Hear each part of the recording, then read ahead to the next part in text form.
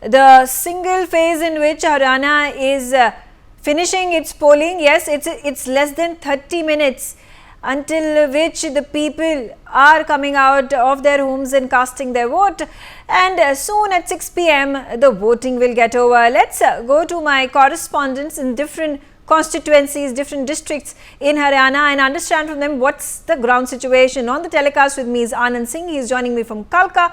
Mehndi Garg is in Rohtak and Vijay Jasuja is in Sirsa. Let's start with Mehndi Garg. Rohtak, the constituency which is being fought, and it is Bhupinder Singh Hooda of the Congress, the former chief minister, who also has a constituency here. What's the ground situation?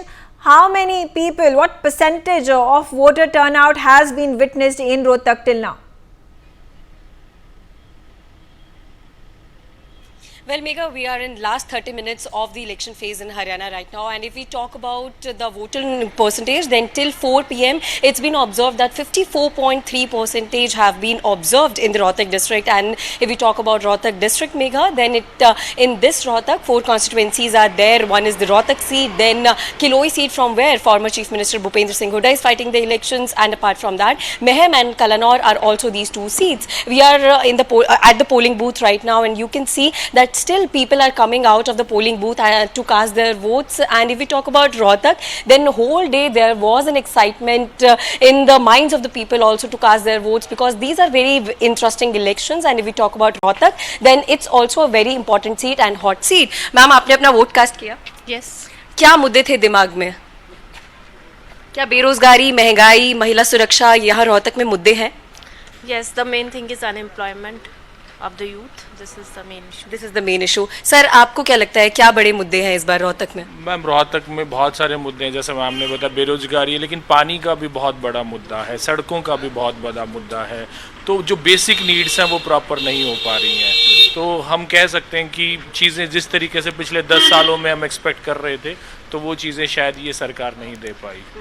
So these are the voices of people. Megha, people are saying that the thoughts they were having about the government, those were not fulfilled. Just several more people are joining us. We'll talk to them also. Sir, आपने अपना vote cast किया? Yes. इस बार क्या बड़े मुद्दे लग रहे हैं रोहतक में है? रोहतक में कांग्रेस की सरकार बनने जा रही है हरियाणा में। और लेकिन अगर मुद्दों की बात की जाए तो मुद्दे बताइए कि किन मुद्दों को मद्देनजर रखते हुए आपने वोट दिया है? बेरोजगारी, महंगाई, सड़कें, पानी, ये बड़े मुद्दे रहे हैं? एक तो भ्रष्टाचारी क्रिमिनल केसेस इतने बढ़ गए हैं रोहतक में, और सड़कों का तो बुरा ही हाल है, और एक जो फैमिली आईडी, इससे लोग इतने परेशान हैं, तो सबने मन बना लिया था कि इस बार बीजेपी को भगाना है रोहतक से। मन बना लिया था। अगले आने वाली सरकार से क्या उम्मीद रखेंगे या क्या एक अपील करेंगे, क्योंकि 5 साल के लिए आप सरकार चुनने वाले हैं? अब आने वाली सरकार से यही अपील करें मैम, हमारे शहर की तरफ अच्छे से ध्यान करें। हमारे पीने के पानी, जैसे कि अब 2 बारिश की बूंदें होती है, हमारे यहाँ गलियाँ भर जाती है, सड़क बिल्कुल बेहाल हो जाता है, जाम लग जाता है चारों तरफ। तो यही करेंगे भाई, प्रशासन को अपने भाई स्ट्रिक्ट करके अपने शहर को थोड़ा साफ़ सुथरा हिसाब से करें, पीने के पानी में की हमारी मदद करें। अब पिछले इसमें कई दिनों से देखा आपने भाई, शहर में पीने का पानी की बहुत समस्या चल रही थी।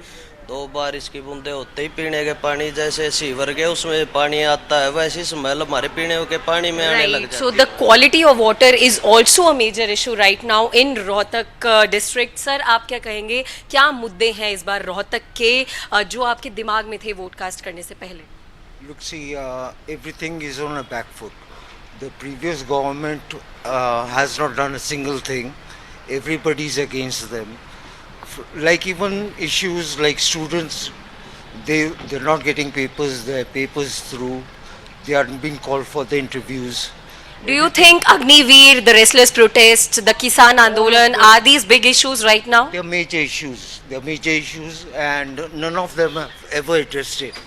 So it's basically people are fed up of the BJP and looking forward for Congress to come. Looking forward to change. Sir, आप क्या कहेंगे, अगली आने वाली सरकार से क्या उम्मीद रखेंगे रोहतक के विकास को लेकर या किसी भी चीज़ को लेकर जिससे आपको दिक्कतें हो रही हैं?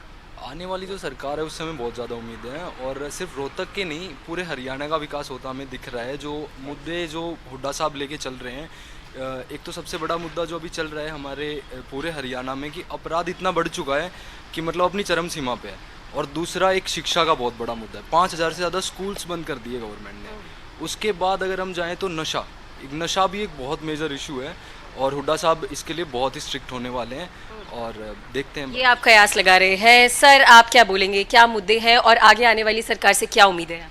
पिछले 10 साल से पीने वास्ते पानी नहीं है, जो साफ पानी चाहिए, मूलभूत सुविधा हमारी 10 साल से सीवर का पानी पी रहे हैं। हाथ जोड़ लो, सीएम विंडो पर एप्लीकेशन ला लो, पानी नहीं है पहला। दूसरा ये है, बच्चे बेरोजगार हटा दिए, सारे टेंडर ये कंपनी को दे दिए, तुम उनके जमादार बन जाओ, चौकीदार बन जाओ। अरे बच्चा पढ़ रहा है, अब गरीब बच्चा कहाँ पढ़ेगा? स्कूल बंद कर दिए, तो उसको फैसिलिटी दो, कॉमन फैसिलिटी तो दे दो, भाई पानी सीवर को बना दो हमारे।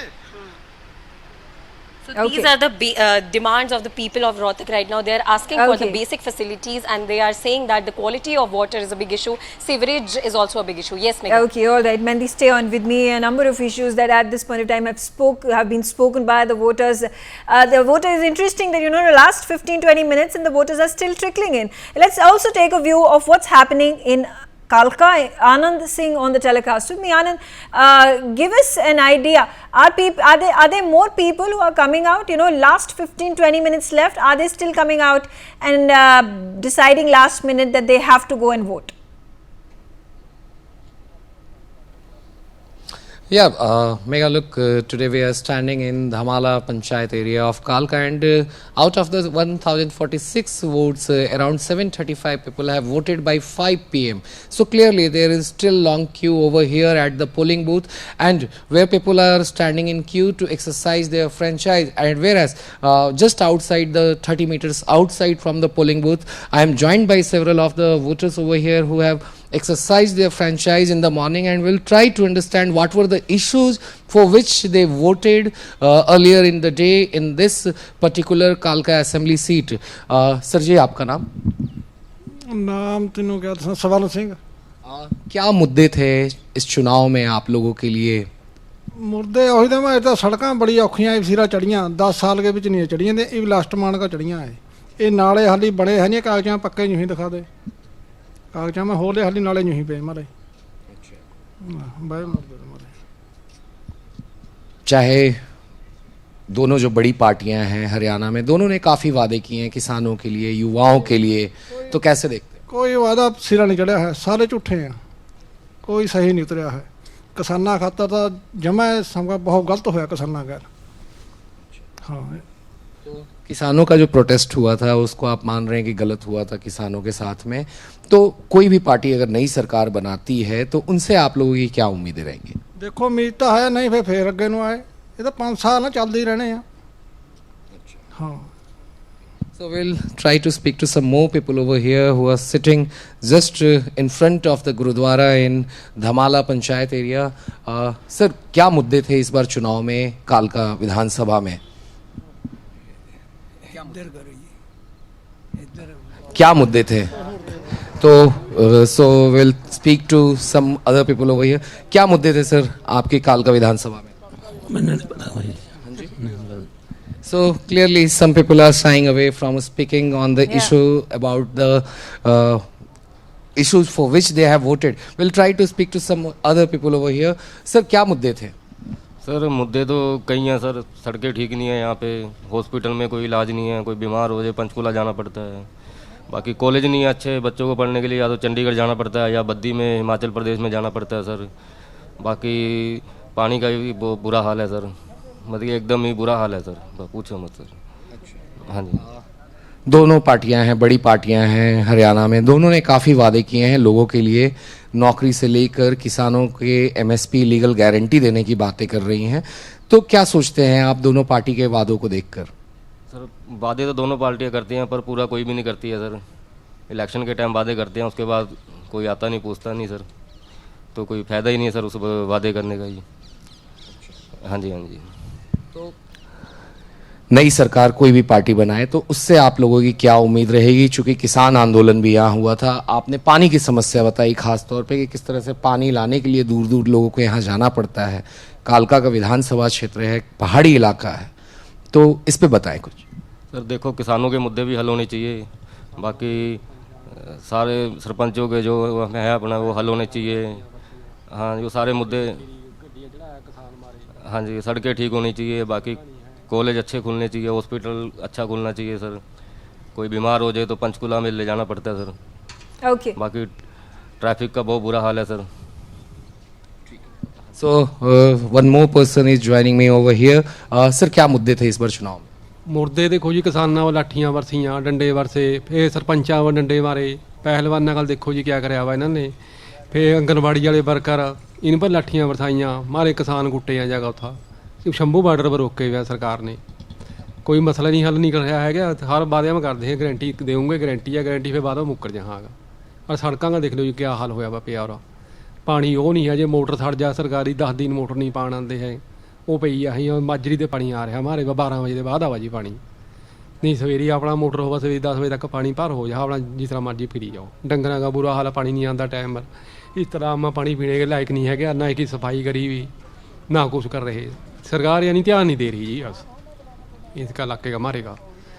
ये देखो जी बदलाव करना पार्टी का, देखो क्या करना, वादे तो ये भी कर रहे हैं बड़े बड़े, वो भी कर गए, मक्की देखो जी क्या बना। तो पिछले 10 साल में यहाँ पे बीजेपी का कार्यकाल था, उससे पहले कांग्रेस का भी कार्यकाल था 10 साल का, तो दोनों का रिपोर्ट कार्ड आप कैसे देखते हैं? किस सरकार को आप बेहतर मानते थे, या फिर जो नई सरकार आपकी आएगी उससे आप लोगों की क्या उम्मीद रहेगी? देखो जी उम्मीद का मन कोई नहीं है सरकारों के। ਇਹ ਆਪਣਾ ਉਹ ਕਾਂਗਰਸ ਦਾ ਪ੍ਰਦੀਪ ਚੌਧਰੀ ਬਣਿਆ 5 ਸਾਲ मैंने कुछ नहीं कराया गा ਉਹਦਾ, ਦੇਖਿਆ ਵੀ ਨਹੀਂ ਇਹਨੂੰ ਪੁੱਛਾਂ ਦੇ ਪੈਸੇ ਕਹਾ ਮਾਂ ਨੂੰ ਗਰਾਂਡੇ ਨਹੀਂ ਮਿਲਦੀ ਪਿੱਛੇ ਦੇ ਆਗਾ। ਇਹ ਵਹੀਂ 5 ਸਾਲ 2019 ਮਾਹ ਲਿਆ ਜੀ, ਹੁਣ 25 ਮਾਹ ਆ। ਇਹ ਹਾਲ ਆ ਐਮਐਲਏ ਹੋਏ ਮਾਰੇ ਗਏ, ਅੱਗੇ ਨਹੀਂ ਬੋਲਦਾ ਮਾਂ ਨੂੰ ਉੱਪਰ ਦੇ ਪੈਸੇ ਨਹੀਂ ਮਿਲਦੇ ਹੈ, ਨਾਲੇ ਸਭ ਕੁਝ ਮਿਲਾ ਇਹਨੂੰ। ਇਹ ਹਾਲ ਆ ਜੀ ਇਲਾਕੇ ਹੋਏ ਮਾਰੇ ਗਏ। नई सरकार से क्या उम्मीद रहेगी? ਦੇਖੋ ਜੀ ਵਾਅਦੇ ਤਾਂ ਹੁਣ ਕਰ ਰਹੇ ਨਵੀਂ ਸਰਕਾਰਾਂ ਵਾਲੇ, ਬਾਕੀ ਕੋਈ ਪੁੱਛਦਾ ਤਾਂ ਹੈ ਨਹੀਂ। ਫਿਰ ਆਗਾ ਬਾਅਦ ਮਾ ਵੋਟਾਂ ਲੈਣੀਆਂ, ਇਹ ਮਤਲਬ ਨੂੰ ਵੋਟਾਂ ਲੈ ਲੈਣੀਆਂ, ਫਿਰ ਮੈਂ ਕੋਈ ਤਾਂ ਕੋਈ। So, Megha, you heard the voices of the people. They clearly stated that bad roads, it is one of the biggest issue in Kalka Assembly seat, whereas the issue of drinking water is also one of the vital issue over here, as people have to go and fetch water from far distance over here in the villages, as the water supply is not adequate over here. They also mentioned about the treatment that was meted out to the farmers during the farmers protest at Delhi border of Singhu and several other Delhi borders during the farmers protest, when the lathis was charged, baton charged at the farmers over there. They also mentioned the issues of wrestlers who were targeted by the government, even harassed by the police in the national capital last year. So these are the issues. So those on are the which issues, people exactly. Yeah, you know, also the big question now. Understandably, there is anger and frustration amongst the people, and yet you spoke to. I would like to understand if you could tell us who are these, the candidates who are in the fray, and with regards to the campaigning that they have been doing for weeks together, the kind of perception they have built on the ground. Yeah, look, if we talk about this particular seat of Kalka Assembly, then on the one side, it's Congress sitting MLA Pradeep Chaudhary, and people here allege that he has not visited the Assembly constituency many times after winning here in 2019. And they also mentioned that whenever they used to take any issues with him, he says that the government is not providing adequate funds for him to get the works done in this particular assembly seat. Whereas people from the BJP, Shakti Rani Sharma is also contesting elections from Kalka Assembly seat, and she is trying to woo the voters over here by promising good roads and several other facilities what the people have been complaining over here in Kalka. And even as you can see, several of the people over here, they are quite frustrated with the approach of the candidates over here, and the approach of the Absolutely. Stay on with me, Anand. Anand joining me from Kalka. I have with me Vijay Jasuja. He is in Sirsa right now. Vijay, what's the ground report? hardly any time left. 6 p.m. Is when voting ends. How has been the voter percentage?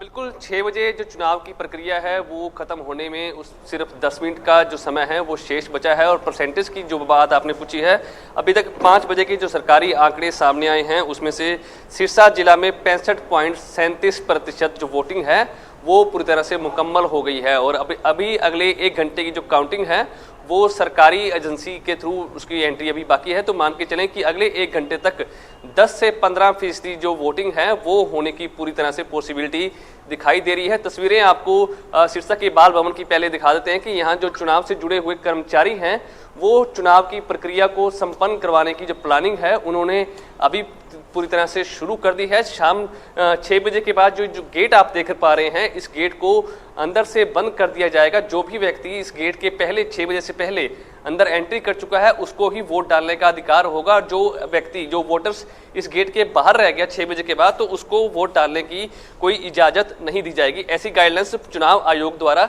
जारी की गई है। तो साफ तौर पर अब जो 6 बजे का जो समय है उसमें 8 या 9 मिनट का जो वक्त है वो शेष रह गया है, लेकिन चुनाव की प्रक्रिया अभी खत्म होने में कुछ ही समय का शेष समय रह गया है।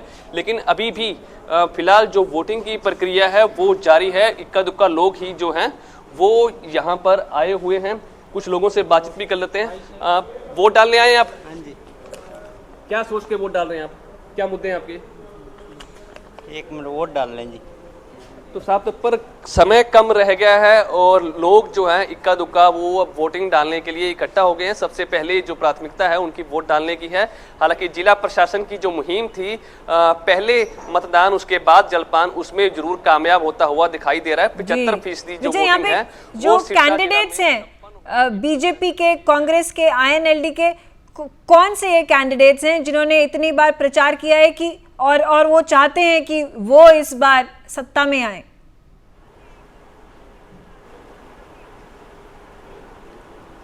बिल्कुल बात की जाए तो उम्मीदवारों की बात की जाए तो सिरसा जो हेडक्वार्टर है, सिरसा में बीजेपी के जो कैंडिडेट थे रोहताश जांगड़ा, वो हरियाणा लोकहित पार्टी गोपाल कांडा के समर्थन में उन्होंने अपना नामांकन वापस ले लिया था। या यूं कह सकते हैं कि बीजेपी के जो कैंडिडेट है उन्होंने अपना सरेंडर यहां कर दिया था। उसके बाद कांग्रेस के जो उम्मीदवार हैं गोकुल सेतिया और गोपाल कांडा में सीधी टक्कर मानी जा रही है। दूसरी तरफ जो आम आदमी पार्टी है या दूसरी पार्टियां हैं उनके बीच में कोई ऐसी टक्कर देखने को नहीं मिली। जीत और हार का फैसला गोपाल कांडा जो हरियाणा लोकहित पार्टी के उम्मीदवार हैं और गोकुल सेतिया जो कांग्रेस के उम्मीदवार हैं, इन दोनों में से ही जीत और हार का फैसला हो जाएगा। जी, यहाँ पे आपने काफ़ी लोगों से बात किया। आप 7 बजे से फील्ड पर हैं, सिरसा में हैं, काफ़ी सारी कॉन्स्टिट्यूएंसीज पोलिंग बूथ्स पे गए हैं।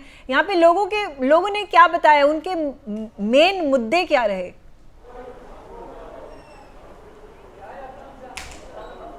बिल्कुल पूरे जिले की बात की जाए तो पूरे जिले में एक नशा का मुद्दा पूरी तरह से हावी रहा है। हालांकि यहाँ के विधायक बार बार विधानसभा में नशे के खिलाफ आवाज़ उठाते रहे हैं। हालांकि सरकार और पुलिस ने भी नशे के तस्करों को पकड़ने में खूब कामयाबी हासिल की है, लेकिन पंजाब और राजस्थान के बॉर्डर के साथ सिरसा सटा हुआ है, तो ऐसे में पंजाब से नशा यहाँ पूरी तरह से सप्लाई होता है। हालांकि पुलिस प्रशासन द्वारा नशे की जो तस्कर हैं उनको धरपकड़ भी की जाती है, लेकिन बावजूद इसके नशा एक बड़ा मुद्दा यहाँ पर है। दूसरा मुद्दा बेरोजगारी है, क्योंकि यहाँ के लोगों को रोजगार बहुत कम मिला है। भले ही पुरानी सरकारों की बात की जाए तो रोजगार का एक मुद्दा यहाँ के युवाओं के लिए बहुत महत्वपूर्ण है। रोजगार नहीं मिलने के कारण कहीं ना कहीं युवा है वो निराश होता है, निराशा के चक्कर में ही वो कहीं ना कहीं नशे की चपेट में आ जाता है। इसके साथ ही सिरसा हरियाणा का अंतिम छोर पर बसा हुआ है, तो यहाँ पर इंडस्ट्री कोई ऐसी नहीं है जिससे लोगों को रोजगार मिल सके, लोग अपने आप को संपन्न कर सकें, तो ऐसे कोई स्थिति इंडस्ट्री की नहीं है। तो साफ तौर पर इन जो विधानसभा के चुनाव हैं इनमें ये तीनों मुद्दे बेरोजगारी, नशा और इंडस्ट्री का पूरा तरह से हावी रहा। जी, यहाँ पे जब कैंडिडेट्स और star campaigners prime minister Narendra Modi थे, हमने देखा होम मिनिस्टर अमित शाह आए, राहुल गांधी थे, प्रियंका गांधी वाड्रा, इन सब ने जम के कैंपेनिंग की और ये जो 3 मुद्दे उठाए, एक तो था कि wrestlers protests, farmers protest, farmers को MSP देना, इसका एक प्रॉमिस किया है बीजेपी ने भी और कांग्रेस ने भी। तीसरा मुद्दा जो उठाया था वो अग्निवीर स्कीम का उठाया था। क्या ये तीनों मुद्दे यहाँ पे लोग मद्देनजर रख के वोट किया है कि उनके इश्यूज हैं, जैसे कि आपने कहा ड्रग्स, नशा का मुद्दा, अनएम्प्लॉयमेंट का मुद्दा और सड़कों का, इंफ्रास्ट्रक्चर का मुद्दा? हाँ बिल्कुल, आपने तीनों मुद्दे गिनाए। तीनों मुद्दों में से एक अहम मुद्दा है किसान आंदोलन। किसानों का जो प्रोटेस्ट था, अगर पंजाब से वाया दिल्ली उनको जाना था तो सिरसा ऐसा एरिया था, सिरसा से क्रॉस होके ही पंजाब के और हरियाणा भर के जो किसान थे दिल्ली आंदोलन में शामिल हुए थे। हालांकि जो किसान आंदोलन का जो पीक जो आंदोलन था वो सिरसा से ही शुरू हुआ था। तो सिरसा में ऐसे बहुत से किसान संगठन हैं जिन्होंने केंद्र और हरियाणा सरकार की नाक में पूरा दम किया हुआ था, जिसके बाद केंद्र की सरकार को जो तीनों कृषि कानून हैं उनको वापस भी लेना पड़ा। हालांकि किसानों की काफ़ी जो मांगे थी वो हरियाणा सरकार के सामने भी थी कि हरियाणा सरकार पूरी तरह से हरियाणा के किसानों की जो फसलें हैं वो एमएसपी पर जरूर खरीदे। हालांकि पिछली बार भी सरकार ने वादा किया था कि एमएसपी पर जो उनकी फसलें हैं वो सरकार पूरी खरीदेगी। हालांकि हरियाणा के पूर्व डिप्टी सीएम है दुष्यंत चौटाला, वो बार बार ऐलान कर चुके हैं कि हरियाणा की काफ़ी ऐसी फसलें हैं जो एमएसपी पर सरकार खरीद रही है, लेकिन कहीं ना कहीं इस सच को जनता के बीच में वो भुनाने का काम बेहतर तरीके से नहीं कर पाए और किसानों का जो गुस्सा है वो सरकार के खिलाफ पिछले काफ़ी सालों से देखने को मिला, जिसका खामियाजा बीजेपी पार्टी को लोकसभा में देखने को मिला, जिसकी वजह से कहीं ना कहीं उनकी जो स्थिति है लोकसभा चुनाव में आधी रह गई थी। जी बिल्कुल, बहुत बहुत धन्यवाद। आई thank all my correspondents, Anand Singh, he's in Kalka, Mehndi in Rohtak, Vijay Jasuja in Sirsa. It has been a long day for all three of you. For more such videos, subscribe to the NewsX YouTube channel, hit the bell icon.